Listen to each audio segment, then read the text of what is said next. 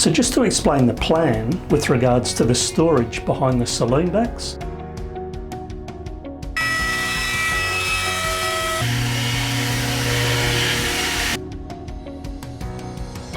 The next thing that I need to do for this berth here is make up some rosewood bearers. We had another installment of special weather here, dust storms. So there we have it, some nice rosewood beams for the berth. Now that I've worked out the rest of the design for the support for the cabin 2 berth,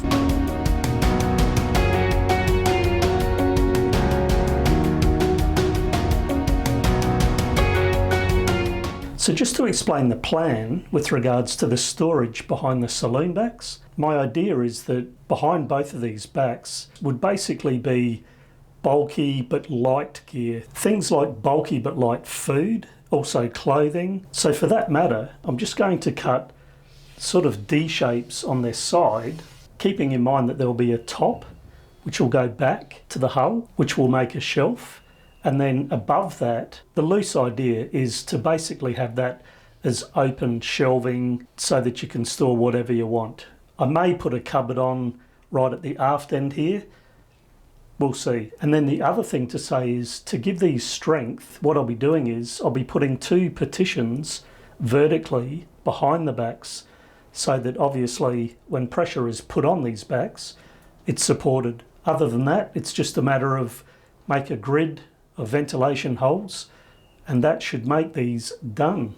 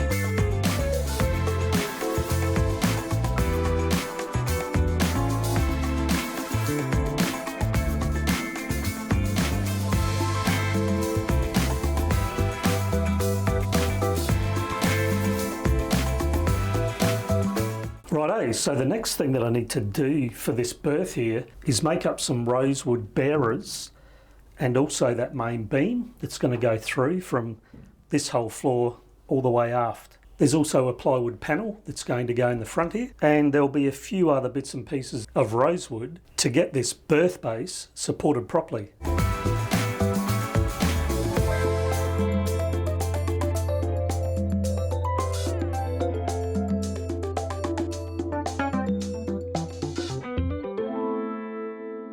Well, I'm glad to have this epoxy coating on these 7 large panels behind me. We had another instalment of special weather here for southeast Queensland and northeast New South Wales. Dust storms. So we had fairly high winds with dust for 3 days, and also to mention pretty much 2 weeks of, for this part of the world anyway, cool weather, 3 degrees in the mornings and not really getting much above 20. And so that does affect being able to put this epoxy on. I know that I could get different hardeners, but it's a bit of a balance, and with the cost, I've stuck to the middle of the ground hardener, which means I just need to work in with the weather. It's just no good putting epoxy on when it won't harden properly. I have already done that quite a few times. It's kind of like 5 times bitten, 4 times shy. So I try to keep the epoxy coating to when I know we're going to have at least 3 hours of above 19 degrees. And that does ensure that the epoxy will harden properly. And so moving right along from that, I have already started to make up the beams for this berth for cabin 2. I've actually already made up what is this very end at the foot of the berth, little beam, which will actually fit on the hull plating where it meets that last hull floor. It was actually a very tricky little piece to put together. It involved up and down, in and out of the boat, trimming a bit off and then testing it. And as you can imagine, it's yet another complex curve to try and fit this piece into. One end ending up like that and the other end very different. So there's 3 beams that will be supporting this berth base. These are pretty much 50 metres wide by 75 millimetres deep, and that is going to be ample support for this 18 millimetre plywood. The other thing that I've got to do here, I already worked out the 2 penetration lids for this berth to give access to the storage underneath. So the plan is to work on these beams and then get on to cutting those hatches out.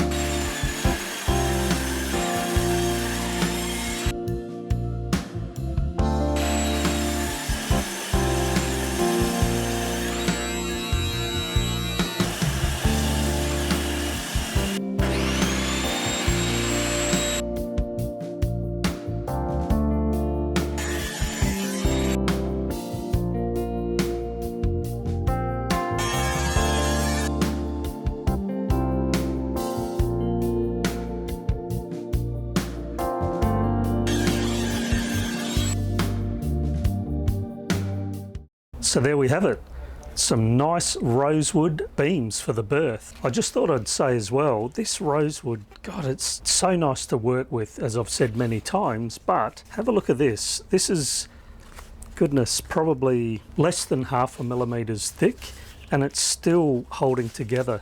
It's like papyrus paper. It's just such beautiful timber. I mean, look at that. You could write on it, put it in an envelope and send it. And also this piece, it's probably 1.2 millimeters thick. It looks so beautiful on the cut surface. On the other rough sawn surface, you just would never know that it's only 1 millimeter thick. Just beautiful. So there you go. I do love the rosewood. Now it's a matter of getting these finished up, because a couple of the ends need a rebate cut out of it, and then of course the edges need to be cleaned up, a sand, and then they can be epoxy coated. I just forgot to show, there was a bit of a knot in this piece here. I've actually dug that out with the drill. It fell out pretty easy. It was just like bark. A few drills with a drill bit it's pretty much just fallen out, and what I'll do is I'll just fill that with some thickened epoxy.